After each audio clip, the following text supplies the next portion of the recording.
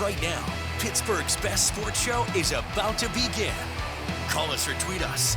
We've got things to talk about on the Ireland Contracting Nightly Sports Call. Good evening, everyone, and welcome inside the Fan Cave. This is the Ireland Contracting Nightly Sports Call. I'm Bob Pompeani, manning the phones here until 11 o'clock. You can call 412-575-2600 right here live, KDK+, or if you happen to be driving around or watching or listening on 93.7 The Fan, give us a shout there as well. A bad weekend in Cincinnati. They lose 3 of 4 to a team that is not, at this point, in the playoff picture and will likely sell some of its assets.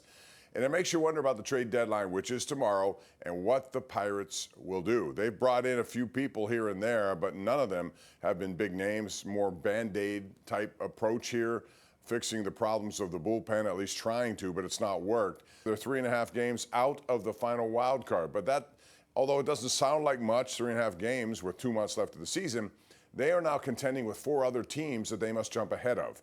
And all you have to do is look at a couple of those teams right now. Padres are trending. They've won 8 of 9. They've moved all the way up, knocking on the door to the 3rd wild card. Miami is still ahead of them. The Pirates have trips to make against Miami, also San Diego, Los Angeles. The schedule is not going to be easy. They go to Milwaukee for the next 4. And those 4 games will tell you a little bit more about the Pirates. So the question is, what do you do if you're Ben Cherington? And I'm talking about a major move. If you make just another lukewarm move, it's not going to do much. They need some injection of life here, and they haven't gotten it so far, even though they've hit the ball well this year generally. They will get some bats back. We saw Spencer Horwitz back. But I got a lot of email and tweets on this topic, and I asked the question simply, what would you do? Joey Bag of Donuts, who always chimes in, he says there's no way they can be sellers at this point. The season is salvageable. Barely, but salvageable. One Pure Blood 4 says they could sell DK right now. Well, obviously, the manager has a lot to do with what's gone on here, although, again, he doesn't have all that much to work with in a bullpen, and that's the biggest problem that we've seen so far this year. Yunzer Fred says, sell. The Resistance says, don't sell because regardless, they're only 3.5 out of a wild card. Fill obvious holes, and they should go on a run. Well, what makes you think they're going to go on a run? They haven't had a run all year, and it's going to take a pretty significant run to get back into this, I think. Again, 49 games left. 4 teams ahead of them trying to get to that last spot. You're going to have to win probably 30 of those 49 to get to where you need to go. JB Nimble says sell. And then you have this one here. If Cherington sells, then he knows he's done. And that was from SP22. So those are some Twitter reactions. What's your reaction? Call 412-575-2600. Again, 575-2600 is that number to call. We'll talk about that. We'll also talk about some of the other deals that have made. Washington has suddenly become a seller. They had a really good young player there, 26-year-old Luis Garcia Jr., who's having a tremendous year for them down there on a team that was contending for a wild card. They're right behind the Pirates. They've decided to change course. They sold to the Yankees. Yankees give 4 prospects to them. They get Garcia, who is leading the National League in slugging percentage at the age of 26. We have a lot to talk about. Also, the Steelers get back tomorrow. First day of padded practice. What's your take on the quarterback situation or anything else regarding the Steelers? We'll also talk about this tonight on the #1 Cochran Sports Showdown. It's on KDKA-TV, 1135. Right now, I want to hear from you. Call us at 412-575-2600. This is the Ireland Contracting Nightly Sports Call right here on KDK Plus and 93.7 The Fan.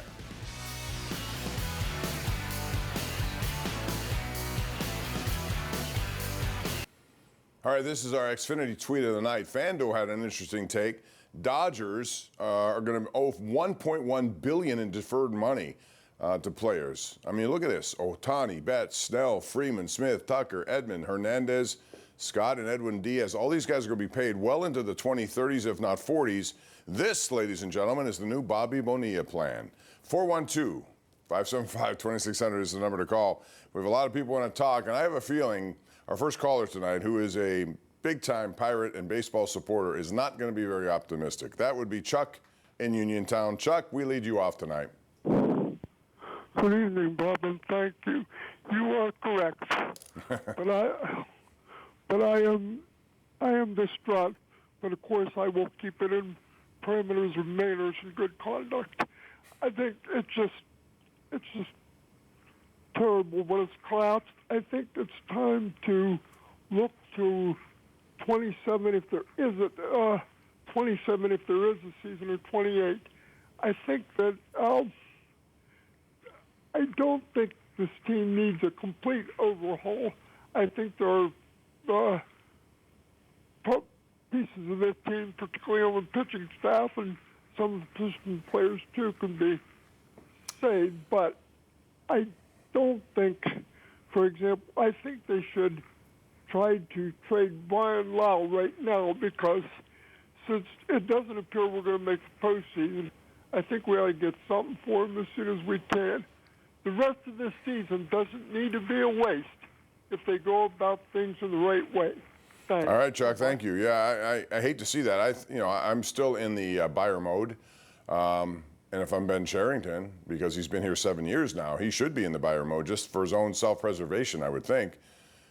They have to do something here, but the problem is they're having multiple problems. At first, it was just bullpen. Now it's starting pitching. Now the hitting has been erratic compared to what it was at the beginning. Paul Skeens is your workhorse and your Cy Young winner from last year, and he's nowhere resembling that whatsoever. All the other pitchers have taken a step back, with the possible exception of Jared Jones. Keller has been a mess of late, almost approaching 6 ERA. Ashcraft pitched well last night. I'm glad to see that, but he needed to be more consistent. Chandler's kind of up and down. You never know what you're going to get. And on top of that now, the thing with Keller, they still owe him 2 more years at almost $40 million.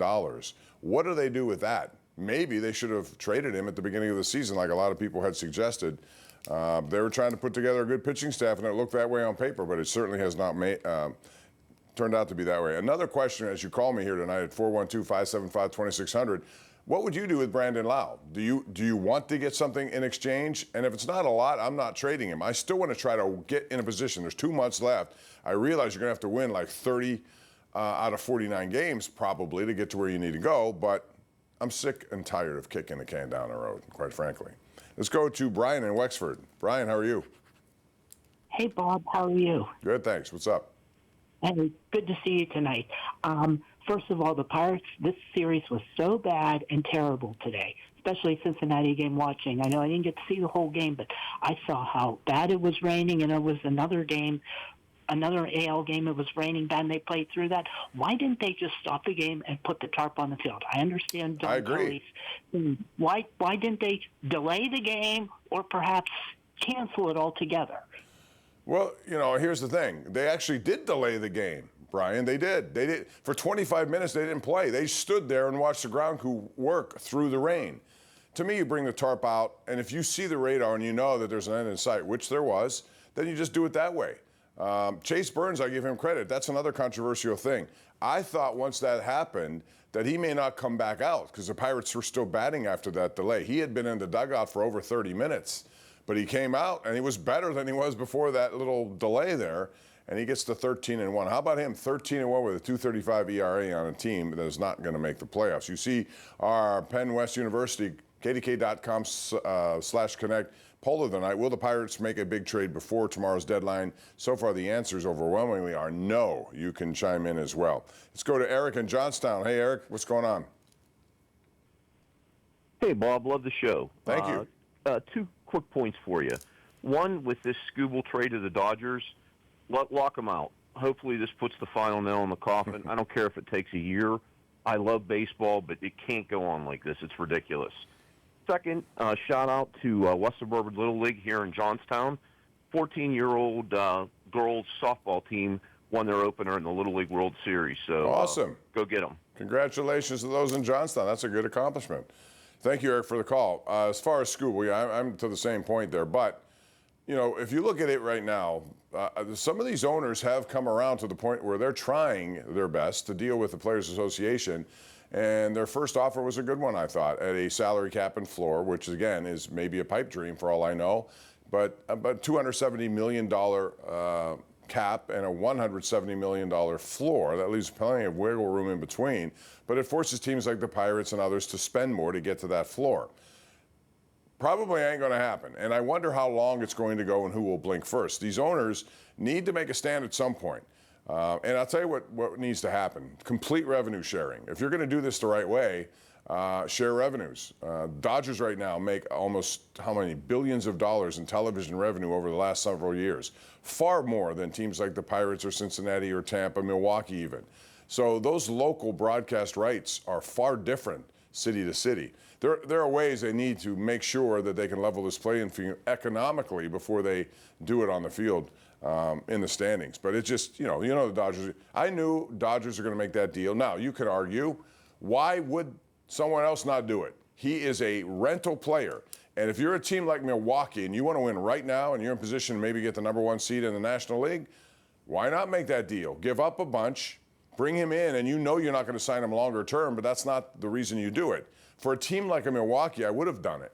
But nobody made an offer other than, or at least one that rivaled what the Dodgers did. And the Dodgers now end up with what is going to be a Cy Young-laden starting staff heading into the postseason. Frank joins us in Rochester. Hey, Frank, what's going on? Hey, Bob. How you doing tonight? Good. How are you? First-time caller. Thank you. Appreciate it. Hey, I just want to talk about the Pirates here. With your question with Brandon Lau, I do not envy Ben Cherington on that, but if he does trade him, I would have to be blown away with that. But for Mitch Keller, the way he's been pitching, I would have to throw Carmen Mlodzinski in there and put him in the bullpen, unless if they trade him tomorrow. What do you think? Well, I think Carmen Mlodzinski's in play for teams. I do. I'm not sure what they're going to be doing to try to acquire whatever they're trying to acquire. Now, we heard some reports that made Joe Adell, he is a player out with the Los Angeles Angels, and he's a guy who had 37 home runs last year. He's a right-handed stick. He's not as good this year, but he's still an upgrade over what the Pirates have, certainly over Marcell Ozuna, who's been a real problem with this team. And again, he's sitting there in the dugout not doing much every day. I never thought it would get to this point. I thought he would wake out of this slump at some point because he has a history of doing that, but he's just been awful. That's been a big problem. Also, Taylor Ward's a guy that's been mentioned, but the Pirates have a lot of things to solve. They need a right-hand hitter. You could argue they need another starter, and you obviously know that they need bullpen help. I don't think you can solve that in one trade deadline. It's going to be very difficult to do. We'll see the results coming up tomorrow. All right, 412-575-2600. One more. Let's go to Jim in Green Tree before we take a break. Hey, Jim, what's up? Hey, Bob, how you doing? Good. What's going on, Jim? Hey, Bob, remember when I called you last Sunday, and I told you that when the Pirates go to Milwaukee and Cincinnati, they were going to lose 6 out of 8? You did say that, yes. You're on your way. Yep, you're right, so I think it's going to happen. Well, and if they lose 3 out of 4 to Milwaukee, then it's pretty much done. I'm almost to the point now where I think it's close to being done. Just because, again, not of the 3.5 game deficit, but the teams you have to overcome to get to the third wild card. I want to see them get in there. Ladies and gentlemen, we remember, at least I do, I'm sure you do too, what it was like in 13, 14, and 15. Quite frankly, this is a franchise that hasn't won a playoff series in 47 years. A series. Back in 90, 91, 92, they just won a division and went straight to the league championship. They didn't have all these other teams involved. So I want to see it. I think it'd be great to watch that kind of baseball here in late September into October. But man, these next 4 games as they head into the next week are going to be huge. They have to win 3 or 4, minimum 3 or 4 in my view. Because again, they have a series against the Marlins coming up. You can argue it's good to have head-to-head, fine. But in head-to-head, you can also lose and get knocked out. They have Padres head-to-head. They have the Dodgers coming up. It is not an easy road to travel, not to mention the Red Sox, who have turned things around completely by benefiting of a 15-game win streak. We got to take a break. Come back with more, but remember, the #1 Cochran Sports Showdown airs tonight, 11:35 KDKA.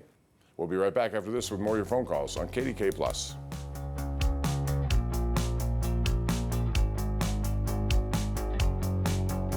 All right, welcome back. We're live right now, KDK+ on 93.7 The Fan. Tom and Crafton, make it quick, please. Hey, Tom.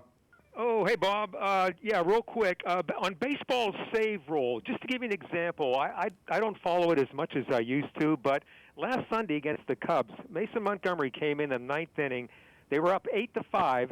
He gave up 2 runs, pitched 1 inning, and still got a save. In my mind, to me, that's a cheap save. Well, as long as you're within 3 runs and you get 3 outs, you get a save. That's just the way the rulebook reads. Although Mason Montgomery, to me, should be their closer moving forward. There's nobody else who reaches what he reaches. Let's go to Jack in Lewisburg. Hey, Jack, how are you? I'm good, thanks, Bob. How are you? Fine, thank you. What's up? Pitching coaches. I can't watch a game anymore without saying, who is the Pirates pitching coach and what's he doing? I don't think I have to tell you why I asked that question. Schemes look like he might be ready to be sent down. Keller is about the same, and Jones, who has not been around the team, is the only one that's pitching well. Yeah, absolutely. And you could question that. We saw Oscar Marin in the Cincinnati bullpen all weekend. He's got to be laughing about this situation. Real quick, Bill in Greensburg, you have 10 seconds. Oh, sorry, Bill. We ran out of time almost. I was going to try to get you on. But thank you for joining us tonight. We'll try to get more calls on tomorrow night, same time at 10:35. In the meantime, join us tonight at 11:35, number 1 Cochran Sports Showdown. Andrew Filipponi, along with Brian Batko and Mark Caboli on my guest list. We'll talk about a lot of these items and some Steelers stuff as well. It's all coming up tonight, 11:35, after Erica Stanish and the late news on KDKA. I'm Bob Pompeani. Have a good week. We'll see you again tomorrow right here at 10:35.